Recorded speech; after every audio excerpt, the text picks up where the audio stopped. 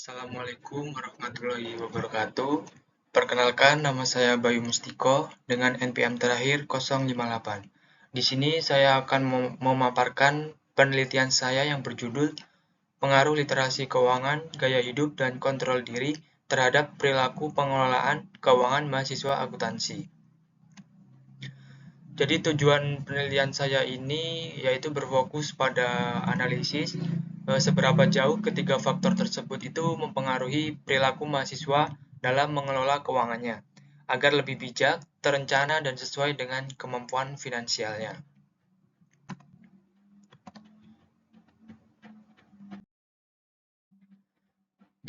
Pada pendahuluan ini terdapat grafik di mana tingginya angka di bulan Desember dan Januari itu menunjukkan periode di mana mahasiswa mungkin memiliki pengeluaran lebih tinggi atau kebiasaan mengelola keuangan yang berubah signifikan.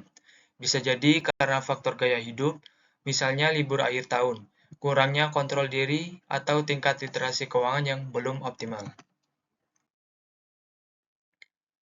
Kemudian pada rumusan masalah, dari pendahuluan yang telah diuraikan tadi, maka rumusan masalahnya bagaimana pengaruh literasi keuangan, gaya hidup, dan kontrol diri terhadap perilaku pengelolaan keuangan mahasiswa akuntansi. Kemudian pertanyaan penelitiannya itu ada 3. Yang pertama, apakah literasi keuangan berpengaruh positif dan signifikan terhadap perilaku pengelolaan keuangan mahasiswa? Yang kedua, apakah gaya hidup berpengaruh positif dan signifikan terhadap perilaku pengelolaan keuangan mahasiswa? Yang ketiga, apakah kontrol diri berpengaruh positif dan signifikan terhadap perilaku pengelolaan keuangan mahasiswa? Untuk tujuan penelitiannya itu mengetahui besarnya pengaruh literasi keuangan, gaya hidup, dan kontrol diri secara simultan terhadap perilaku pengelolaan keuangan mahasiswa akuntansi. Kemudian manfaat penelitiannya, untuk manfaat teoritisnya itu memberikan kajian serta informasi terbaru mengenai faktor-faktor yang memengaruhi perilaku pengelolaan keuangan mahasiswa, seperti literasi keuangan, gaya hidup, dan kontrol diri. Penelitian ini juga dapat menjadi dasar bagi pengembangan model lanjutan, sehingga temuan ini dapat menjadi acuan bagi peneliti lain untuk mengembangkan studi di bidang keuangan dan perilaku individu. Kemudian untuk manfaat praktisnya itu, yang pertama bagi mahasiswa, meningkatkan pemahaman yang lebih mendalam dan keterampilan yang efektif dalam mengelola keuangan pribadi. Bagi peneliti itu menjadi referensi penting dan sumber inspirasi bagi peneliti lain untuk melakukan penelitian lanjutan yang lebih mendalam dan luas. Kemudian ada kajian teori.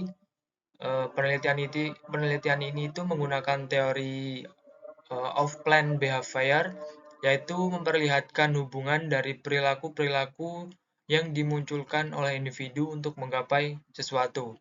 Kemudian teori atribusi juga itu dijelaskan ketika individu mengamati perilaku individu terhadap risiko. Kemudian ada teori prospek yang yaitu diyakini bahwa efek bersih dari keuntungan dan kerugian yang terlibat dengan masing-masing pilihan digabungkan untuk menyajikan evaluasi keseluruhan terhadap pilihan yang diinginkan. Nah, di sini ada kajian penelitian terdahulu. Ada 3 penelitian terdahulu yang buat referensi penelitian saya. Dari penelitian Valena Ika Prasinta, untuk objek penelitiannya itu generasi Z dan pengguna e-wallet. Kemudian variabel utamanya literasi keuangan gaya hidup, finansial, teknologi, dan kontrol diri. Fokus penelitiannya itu perilaku konsumtif.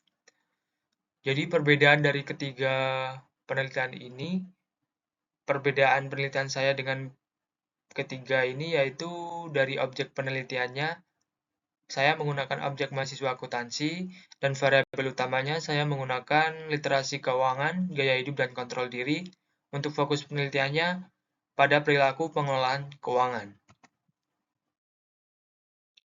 Kemudian kerangka berpikir di sini hipotesis 1, itu literasi keuangan berpengaruh positif dan signifikan terhadap perilaku pengelolaan keuangan mahasiswa. Hipotesis 2, gaya hidup berpengaruh positif dan signifikan terhadap perilaku pengelolaan keuangan mahasiswa. Hipotesis 3, kontrol diri berpengaruh positif dan signifikan terhadap perilaku pengelolaan keuangan mahasiswa. Untuk metodologi penelitiannya, waktu dan tempat penelitian itu berlokasi di Jalan IKIP PGRI 1 Sonosewu, Ngestiharjo, Kecamatan Kasihan, Kabupaten Bantul, Daerah Istimewa Yogyakarta. Untuk populasi penelitiannya, yaitu seluruh mahasiswa aktif program studi akuntansi Universitas PGRI Yogyakarta pada tahun ajaran 2025-2026. Sampel penelitiannya itu diambil menggunakan teknik simple random sampling, yaitu pemilihan sampel secara acak di mana setiap individu memiliki peluang yang sama untuk terpilih. Untuk variabel bebas independen variabelnya itu yang pertama ada literasi keuangan, yang kedua gaya hidup, yang ketiga kontrol diri. Dan variabel terikatnya itu perilaku pengelolaan keuangan. Metode dan teknik pengumpulan datanya itu metode dan teknik pengumpulan data yang digunakan adalah kuantitatif, korelasi, dengan teknik pengumpulan data melalui kuesioner berskala Likert 4 poin. 1 sangat tidak setuju sampai 4 sangat setuju. Kuesionernya itu ada kuesioner literasi keuangan, kuesioner gaya hidup, dan kuesioner kontrol diri. Teknik analisis datanya, data yang diperoleh dari angket akan dianalisis menggunakan metode statistik kuantitatif dengan langkah-langkah sebagai berikut. Yang pertama, pengelolaan data awal. Jadi data dari angket yang telah dikumpulkan akan dimasukkan ke dalam program statistik seperti SPSS versi 26. Yang kedua, uji statistis deskriptif. Statistis deskriptif itu digunakan untuk memberikan gambaran umum mengenai data yang diperoleh dari hasil kuesioner pada masing-masing variabel. Yang ketiga, uji prasyarat analisis statistikal atau assumption. Sebelum melakukan uji hipotesis dengan analisis regresi, data harus diuji untuk memastikan bahwa data memenuhi asumsi statistik yang diperlukan.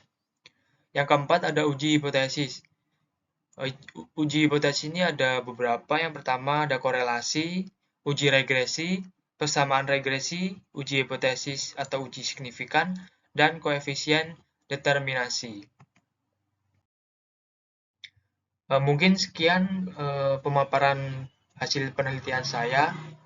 Saya akhiri. Wassalamualaikum warahmatullahi wabarakatuh.